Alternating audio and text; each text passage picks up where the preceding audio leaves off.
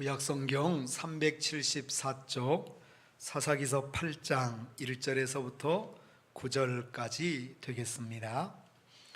우리 다 함께 한 목소리로 같이 읽겠습니다. 1절에서 9절 시작. 에브라임 사람들이 기드온에게 이르되 내가 미디안과 싸우러 갈 때에 우리를 부르지 아니하였으니 우리를 이같이 대접함은 어찌 됨이냐 하고 그와 크게 다투는지라. 기드온이 그들에게 이르되 내가 이제 행한 일이 너희가 한 것에 비교되겠느냐. 에브라임의 끈물 포도가 아비에셀의 만물 포도보다 낫지 아니하냐. 하나님이 미디안의 방백 오렙과 스앱을 너희 손에 넘겨주었으니 내가 한 일이 어찌 능히 너희가 한 것에 비교되겠느냐 하니라. 기드온이 이 말을 하매 그때에 그들의 노여움이 풀리니라.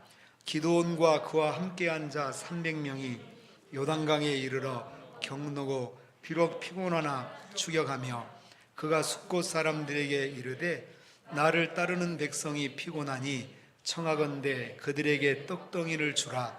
나는 미디안의 왕들인 세바와 살문나의 뒤를 추격하고 있노라 하니 숫곳의 방백들이 이르되 세바와 살문나의 손이 지금 내 손 안에 있다는 거냐? 어찌 우리가 내 군대에게 떡을 주겠느냐 하는지라. 기드온이 이르되 그러면 여호와께서 세바와 살문나를 내 손에 넘겨주신 후에 내가 들가시와 찔레로 너희 살을 찢으리라 하고 거기서 브누엘로 올라가서 그들에게도 그같이 구한즉 브누엘 사람들의 대답도 숫곳 사람들의 대답과 같은지라. 기드온이 또 브누엘 사람들에게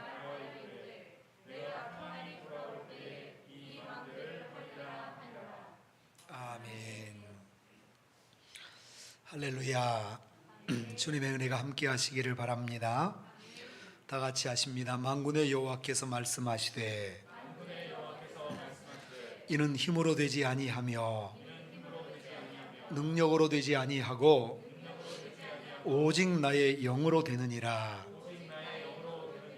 큰 산아 내가 무엇이냐? 내가 스룹바벨 앞에서 평지가 되리라. 아멘. 사사시대에 이스라엘이 미디안족 속의 압제 아래 신음하고 있을 때였습니다. 그때 하나님께서는 구원자로 기드온을 선택하십니다. 하나님은 기드온에게 성령의 기름을 부어 사사로 세워주시고 미디안 연합군과의 한판 전쟁에 나서게 하십니다. 이 전쟁은 군인들 숫자로 하는 숫자 전쟁이나 또 첨단 무기를 자랑하는 무기 전쟁, 또 뛰어난 작전을 세우는 작전 전쟁이 아님을 알리기 위해서 몰려온 이스라엘 병사들을 다 돌려보내고 300명만 남깁니다. 300명의 기드온 용사들이 자정이 넘어서는 시간 항아리를 깨뜨리고 횃불을 켜고 나팔을 불면서 칼이여 여호와를 위하라, 기드온을 위하라 라고 외치게 됩니다. 그랬더니 적군 미디안족 속 원수들의 손에 들려있던 칼이 하나님의 칼이 되어서 춤을 추었습니다. 그러니까 원수의 손에 들려진 칼을 향하여 명령할 때 나를 찌르려고 하던 그 칼이 오히려 원수들 스스로를 찌르는 여호와 하나님의 칼이 된 것입니다. 미디안 연합군은 자기들끼리 서로 찌르고 죽이게 되지요. 이 전투에서 미디안 연합군의 12만 명의 군인들이 서로 죽이고 죽는 사투를 벌이다가 죽게 됩니다. 그리고 15,000명 정도의 군병들만 살아서 도망을 치게 되지요.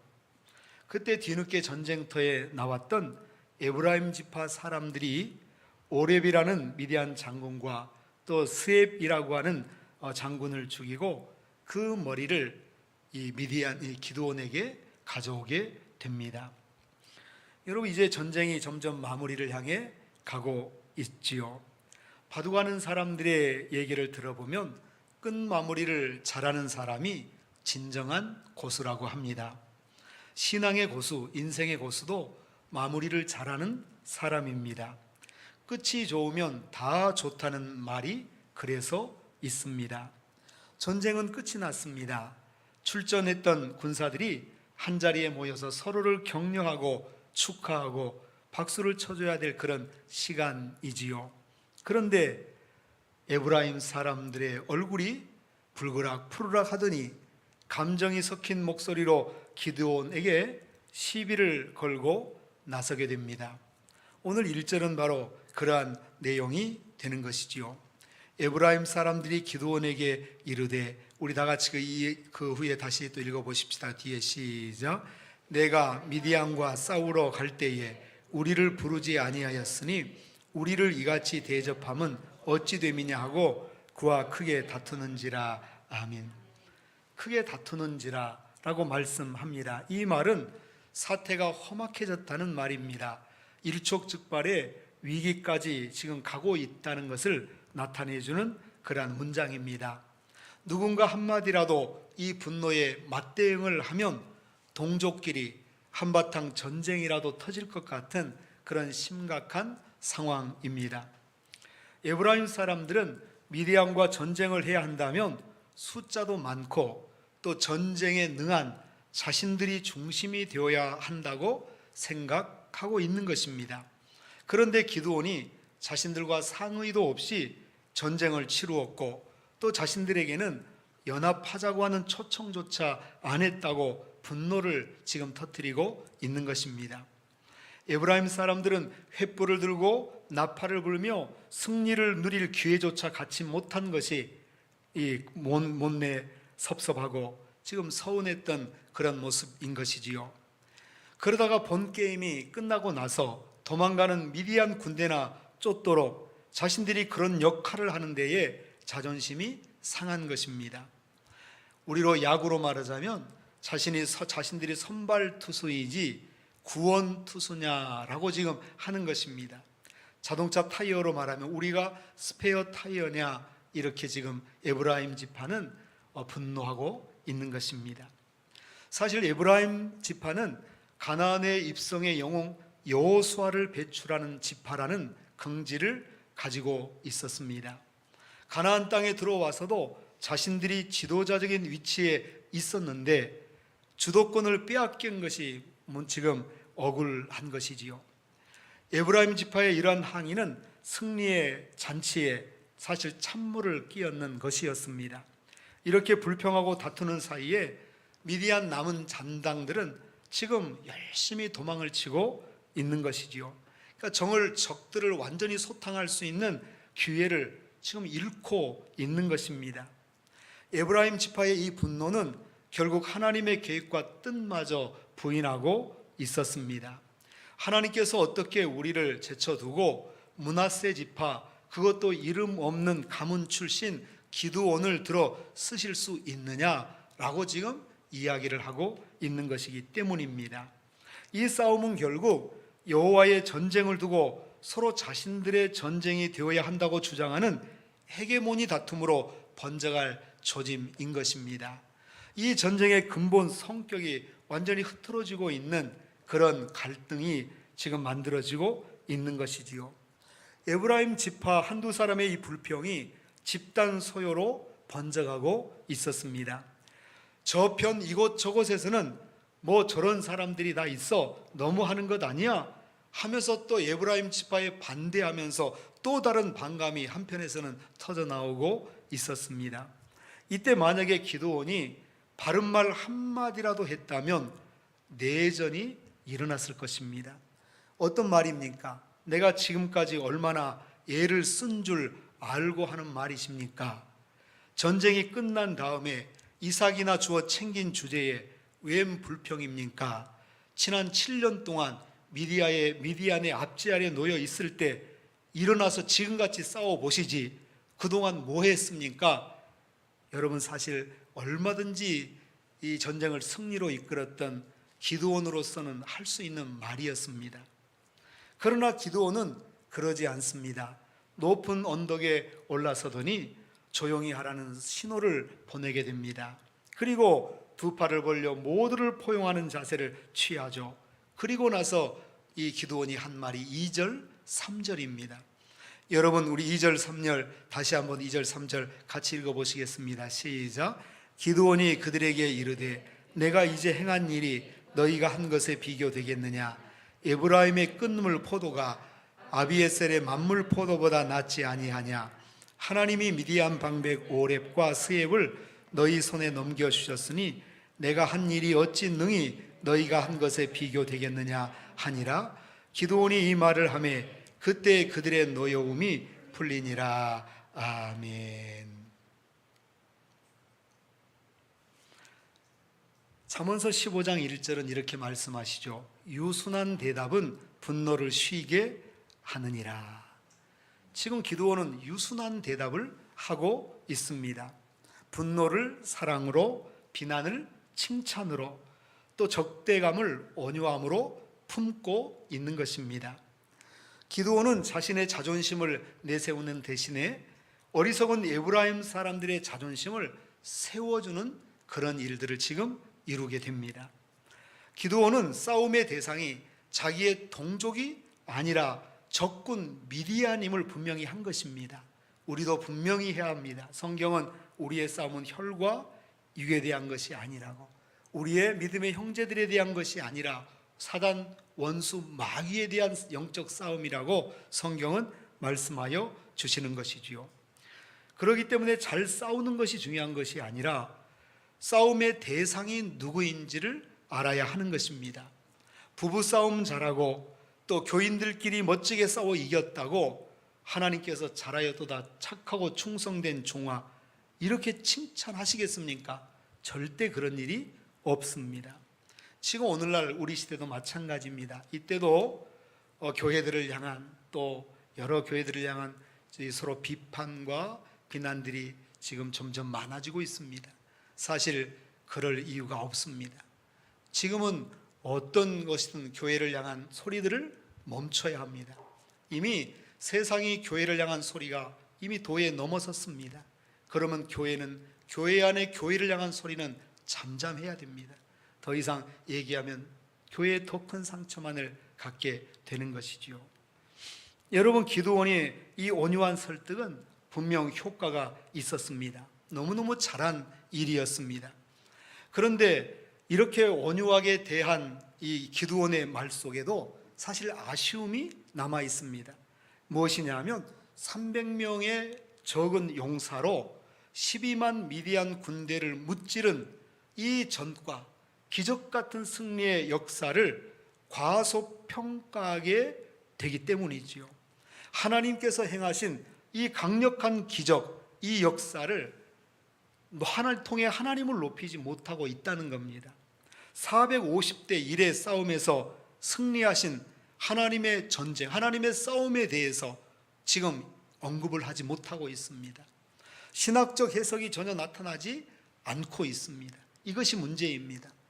그러니까 기드온이 분명히 너무나 선한 소리를 했고 온유하게 분노를 잠잠케 만들었지만 사실은 이때는 그런 때가 아닙니다. 450대 1의 엄청난 전쟁에서 승리케 하신 하나님을 높여야 될 때입니다. 하나님의 영광을 나타내야 될 때고 하나님께서 얼마나 놀랍고 위대하신 하나님이신가를 서로 함께 찬송해야 될 때인데 오히려 서로 분노하다 보니까 그런 하나님의 영광은 나타내지 못하고 그 하나님의 역사는 쏙 빠져버리고 사람들을 잔잔하게 만드는 데만 모든 힘을 기울이고 있게 되는 것이죠. 이것이 바로 지금 이 기드온의 지금 이 상황에서의 가장 큰 문제점이 되는 것입니다. 여러분, 오늘 우리도 교회가 교회를 향해 서로 어떤 것이든 비난하고 욕을 하면 동일한 일들이 나타나게 됩니다. 이때 하나님의 역사라든지 하나님의 구원이라든지 더 큰 하나님의 뜻은 다 사라져버리고 우리의 말 가운데 오직 다른 것에 집중하고 그런 것에 다 이 우리의 힘들을 소모하게 될 것입니다. 그러니 여러분 어떻습니까? 이때 하나님의 이 놀라운 승리에 대한 신학적 해석이 나타나야 되는데 그것이 전혀 나타나지 못하고 있는 것입니다. 이 싸움에서 하나님이 무슨 일을 어떻게 하셨는지 하나님을 드러내야 되는 그 가장 중요한 일을 지금 놓쳐버리게 되는 것입니다. 자기 겸손을 드러내기 위해서 하나님의 역사가 숨겨지는 이런 일들이 나타나 버린 것입니다. 형제를 달래기 위해서 하나님의 영광을 드러내는 일에 실패하였으니 이것도 참으로 안타까운 이야기가 되는 것입니다. 에브라임이 분노를 터뜨리고 기드온이 저들을 달래는 그 사이에 살아남았던 미디안 군인들은 허둥지둥 도망을 치고 있었습니다. 미디안 15,000명이 살아남았다고 하지만 여러분, 그들도 자기의 같이 함께 전쟁을 치루었던 12만 자기의 동지들이 지금 죽은 것입니다. 그러니 그들의 가슴이 무너져 내렸을 것입니다. 아마 도망을 치면서 어느 때인가 반드시 복수할 것이라고 이를 갈면서 자기들끼리 그러면서 도망을 치고 있었을 것입니다. 여러분, 지난 7년 동안 고개를 들고 거리와 들판을 누비던 압제자들은 이제 패잔병이 되었고 또 다른 이 공격을 두려워하며 쫓겨가는 신세가 되어버렸습니다. 탄식하고 눈물을 흘리느라고 그들은 전열을 정비할 힘도 보초를 세울 그러한 여력도 없는 상태였습니다. 양식과 무기, 도망칠 때 다 버리고 겨우 몸만 빠져나온 것도 감사할 뿐인 그들이었습니다. 기드온은 그들을 쫓아갑니다. 힘이 들더라도 하나님을 전폭적으로 신뢰하고 따라준 바로 300용사만 데리고 추격을 시작합니다. 그러나 산악지대 240km가 넘는 길을 행군해 간다는 것은 결코 쉬운 일이 아니었습니다. 그래서 오늘 본문 성경 4절은, 본문 말씀 4절은 이 상황을 이렇게 말씀을 하고 있습니다. 우리 다 같이 한번 하십시다. 비록 피곤하나 추격하며. 비록 피곤하지만, 너무너무 피곤하지만 그래도 추격하고 있다고 성경은 기록을 합니다. 지친 병사들은 허기진 배를 움켜쥐고 걸었고 끝도 없이 펼쳐지는 모래사막 험산 줄령을 넘고 또 넘고 있었던 것입니다. 발걸음은 천근만근, 지금 먹을 것 마실 것도 얻지 못하면 죽을 것만 같았지만 그들은 계속해서 쫓고 더 쫓았습니다. 그때 한 병사가 저기 마을이 보인다고 외치게 되지요. 기드온과 병사들이 그 마을로 들어갔더니 그 지역은 숫곳이라고 하는 지역이었습니다. 기드온은 이 갓지파 숫곳 마을에 들어서면서 승리했으니까 영웅 대접을 받으면서 허기진 자기 부하들이 배불리 이제 그 배고픔을 채울 수 있겠다고 싶어서 그 동네로 들어가며 큰 기대를 합니다. 그런데 그들은 싸늘한 냉대를 받게 됩니다. 갓지파, 이스라엘의 자기 동료 지파들인데 갓지파 숫곳 사람들에 의해서 냉대를 받게 됩니다. 사실 이 숫곳은 미디안과 인접한 지역입니다. 국경 지역이죠. 그러다 보니까 어느 지파보다 미디안에게 피해를 많이 보았을 것입니다.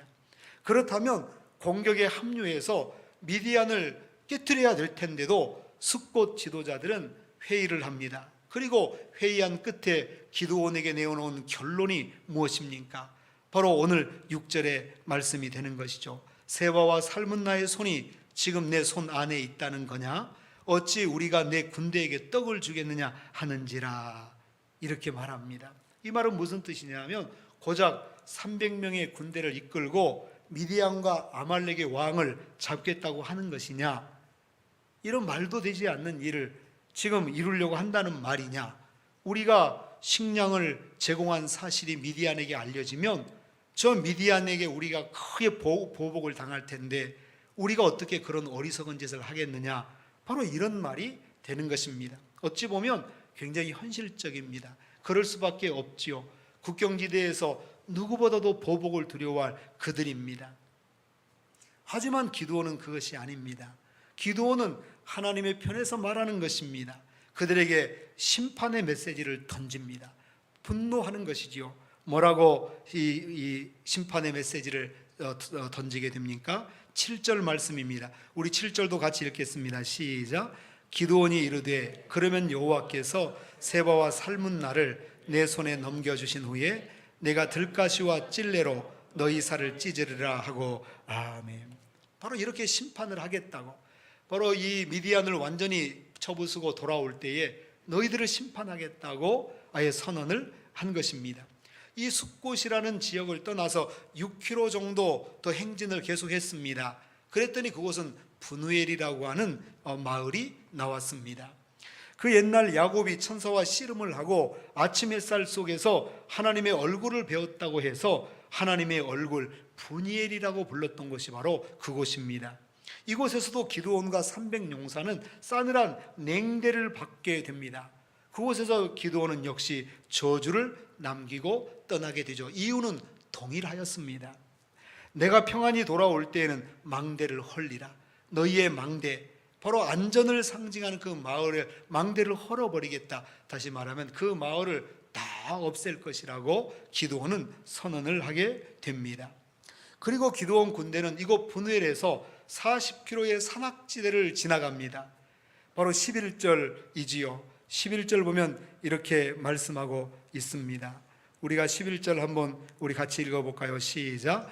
적군이 안심하고 있는 중에 기드온이 노바와 욕부와 동쪽 장막에 거주하는 자의 길로 올라가서 그 적진을 치니. 아멘. 장막에 거주하는 자의 길이라고 하는 지금 그곳인데 바로 유목민들이 다니던 숨은 길을 말합니다. 그러니까 큰 길로 쳐들어가면 미디안 군대가 대비를 할 것 아니겠습니까? 그러다 보니까 지금 기습작전을 펴기 위해서 숨겨진 그 원주민들이, 유목민들이 다니는 그 길로 들어가서 기습작전을 하겠다는 그런 내용이 되는 것입니다. 바로 그래서 그 기습작전은 성공을 거두고 미디안의 왕, 또 다른 연합군의 왕이었던 세바와 살문나라는 두 왕을 체포해서 끌고 오게 됩니다. 이 300용사들의 그러한 손톱, 발톱은 다 찢겨져 있었죠. 피가 엉켜붙어 있었고 바로 얼굴과 이 팔뚝, 온몸이 상처로 얼룩져 있었을 것입니다. 두 왕을 체포하고 돌아오는 길에 기드온 군대를 거역하고 매국노 짓을 했던 숫곳과 분우엘 사람들을 기드온이 약속대로 다 멸하게 됩니다. 그 마을을 완전히 없애게 되는 것이죠.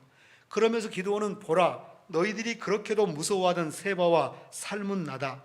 이따위의 보복이 두려워서 동족과 형제를 배신하고 지친 군대에게 마른 떡 한 조각을 줄 수 없었다란 말이냐라고 말을 하는 것이지요.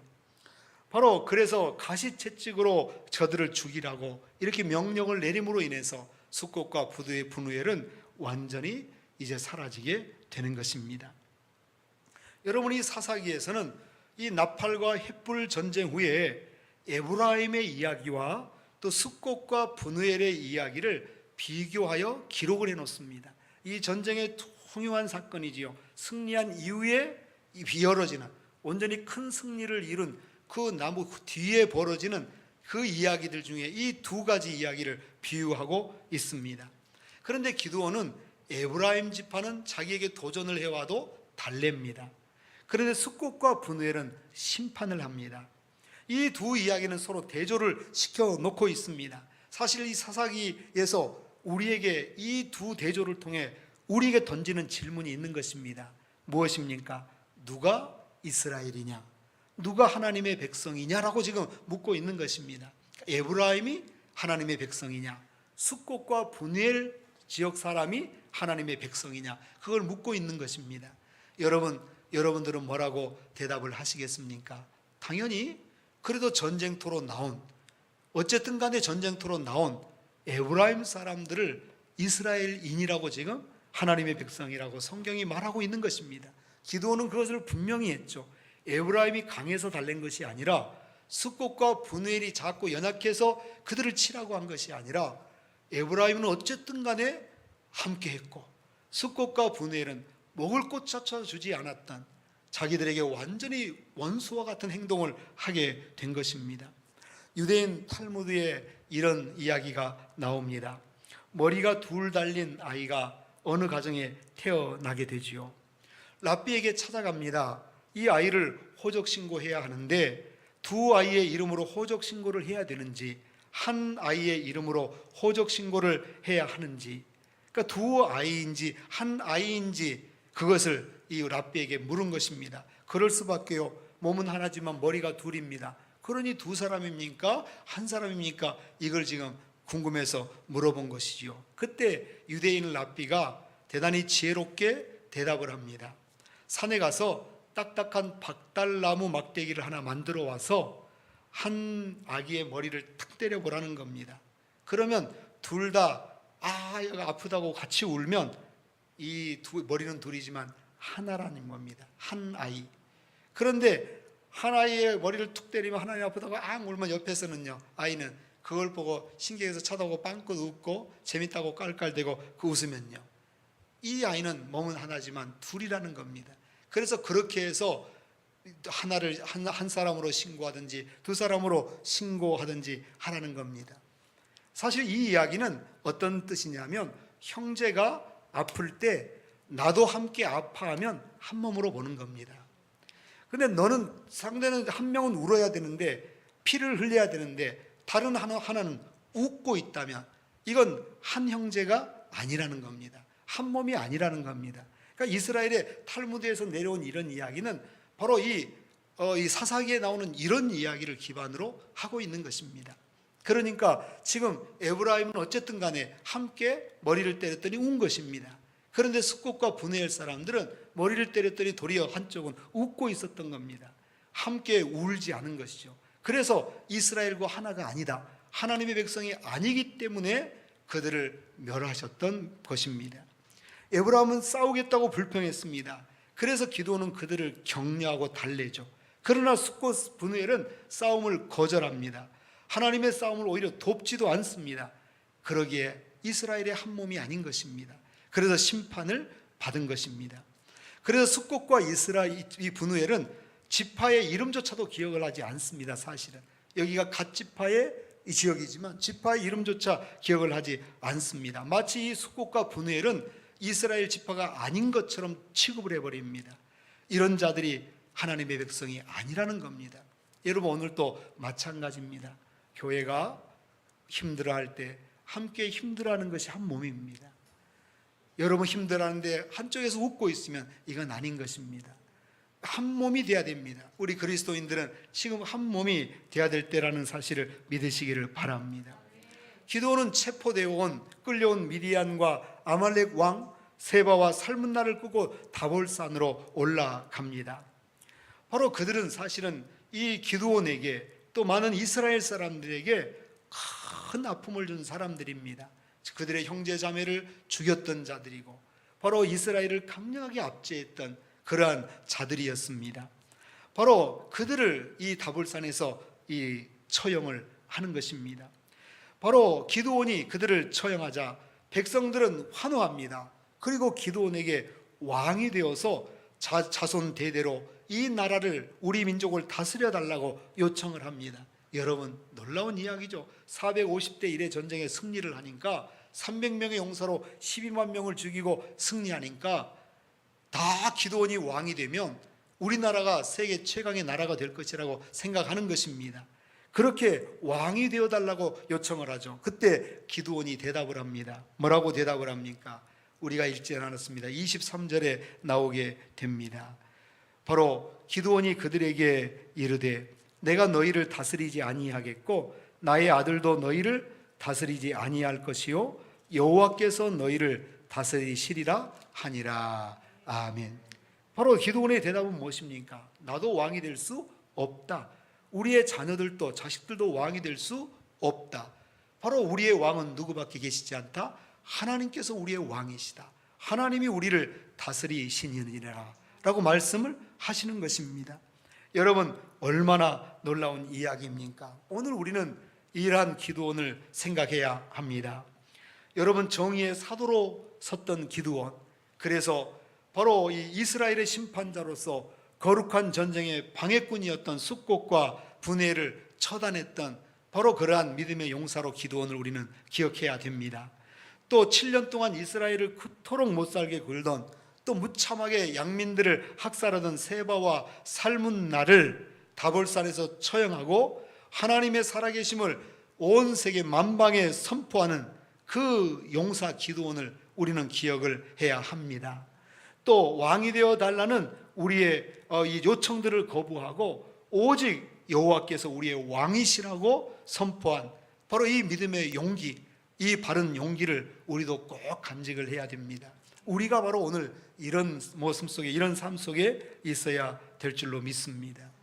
여러분, 우리가 오늘 어찌 보면 이런 숫꽃이나 분이엘처럼 그런 모습이 아닌지 우리는 생각을 해봐야 합니다. 우리는 전쟁에서 사실 이미 승리했습니다. 구원의 전쟁에서, 전투에서는 이미 우리가 승리했습니다. 그런데 이어지는 승리에서는 에브라임과 같이 덕을 세우지 못하고 오히려 하나님의 영광을 나타내지 못하고 숫꽃과 분이엘처럼 뒤로 물러서 버리는 그런 일들이 없는지 우리는 살펴보아야 합니다. 다시 말하면 구원의 전투에서는 승리했지만 거룩하게 살아가는 성화의 전투에서는 게으르고 나태하고 포기하고 있지는 않은지요. 거기에서의 영적 싸움에서는 숫꽃과 분이엘 사람처럼 마치 세상의 이익을 따져서 오히려 참여하느냐 안 하느냐를 구별하고 있지는 않은지요. 또 에브라임처럼 내 자존심을 내세워서 내가 그래도 어떤 사람인데 이러고 있지는 않은지요. 여러분, 우리 신앙의 고수들은 늘 뒤로 갈수록 더 좋아져야 되는 것입니다. 마무리를 점점 잘해야 되는 것입니다. 지금은 마지막 시대라고 제가 자꾸 말씀을 드립니다. 마지막 시대의 징조들이 강력하게 나타나고 있기 때문입니다. 여러분, 이러한 때는 교회나 우리 성도들의 삶이나 믿음의 역사가 마무리들을 잘 해가야 되는 때가 되는 것입니다. 역사적 마무리인 것이죠. 이때는 이것들을 잘 이루어 나가야 됩니다. 그렇기 때문에 우리에게 남아있는 이 마지막 전투들을 우리가 잘 살피고 마지막 전투들에서 승리하는 우리 모두가 되어야 될 줄로 믿습니다. 지금 우리가 살고 있는 이 시대가 바로 사사 시대가 아니겠습니까? 사람들은 각각 자기 소견에 옳은 대로 생각하고 말하고 행동합니다. 여러분, 그러지 않습니까? 이전에는 우리가 어렸을 때만 해도 그저 목사님이 뭐라고 그러시면 다 그것이 다 옳은 줄 알고 무조건 아멘을 했었죠. 근데 지금은 많이 달라서 그저 목사님은 목사님 생각이고 나는 내 생각이고 다 이러고 얘기를 하고 있는 것입니다. 바로 자기 소견에 옳은 대로 생각하고 말하고 행동하는 이 세상이 됩니다. 그러니까 저마다 사람들이 다 자기가 왕입니다. 자기가 똑똑하고 자기가 잘났고 그런 것이죠. 여러분, 이럴 때 우리는 기도원처럼 외쳐야 됩니다. 오직 하나님이 다스리신다. 내가 왕이 아니다. 오직 하나님이 왕이시다. 이것을 분명하게 세워지면 우리는 이 시대를 이길 수가 있는 것입니다. 구원의 전투에서는 승리한 우리가 그 이어지는 거룩한 성화에서는 실패해버리는 그런 우를 범하지 않게 되는 것이죠. 하나님은 왕이시라고 고백한 기드온처럼 설 때 우리는 이어지는 우리의 삶의 전투에서도 승리하게 될 줄로 믿습니다. 지금도 미디안 장당들 같은 원수 사단 마귀는 우리를 공격할 기회를 엿보고 있습니다. 어떤 모습이든지 앞으로 점점 요란할 것입니다. 지금 사실 많은 우리 성도들이 또 많은 우리 그리스도인들이 정부가 교회에 대해서 지금 압박을 하고 있다고 다 얘기하는 분들이 너무 많습니다. 그런데 그것이 사실이든 아니든 간에 그것은 아무것도 아닙니다. 앞으로는 더욱더 많은 일들이 교회를 향하여 이루어지게 될 것입니다. 그래서 제가 분명히 말씀을 드리지 않습니까? 지금 우리가 이 시대를 어떻게 해석해야 하느냐에 따라 우리의 믿음은 달라지는 것입니다. 지금이 마지막 때가 아니라면 우리는 세상이 교회들에게 하는 말들을 귀 기울여야 합니다. 그래서 세상이 교회를 좋아하도록 만들어야 되지요. 그런데 지금이 마지막 때라면 우리는 사실 그렇게 설 수 없습니다. 세상이 교회를 향해서 좋은 말을 하는 시대가 지났기 때문입니다. 그래서 이 마지막 때라고 우리가 선포되면 그때부터는 세상이 뭐라 그러든지 우리는 믿음을 지켜가는 것이 옳은 이 역사관이고 옳은 모습이 되는 것입니다. 바로 우리가 오늘 어떤 시대를 살아가느냐 하는 것을 결정하는 것이 먼저가 되는 것이죠. 그래서 제가 자꾸 말씀드리는 것이 마지막 시대에 징조가 나타났다고 자꾸 말씀드리는 겁니다. 이때는 세상이 교회를 뭐라고 하느냐, 어떻게 쳐다보느냐, 우리가 그것에 너무나 눈치를 보고 그것을 따라가다 보면 우리는 어느덧 우는 사자의 입속에 들어가 있는 우리를 보게 될 것입니다. 그러니 지금은 오히려 이런 속에서도 믿음으로 승리해야 될 때라는 것을 믿으시기를 바랍니다. 말씀으로부터 떠나 살게 만들려고 하는 사람들, 세상, 또 미디안, 우리의 기도를 나태하도록 만드는 그러한 역사들, 교회를 오지 못하니까 모든 기도회들도 멈춰지게 되니까 지금 이룰 수가 없는 것입니다.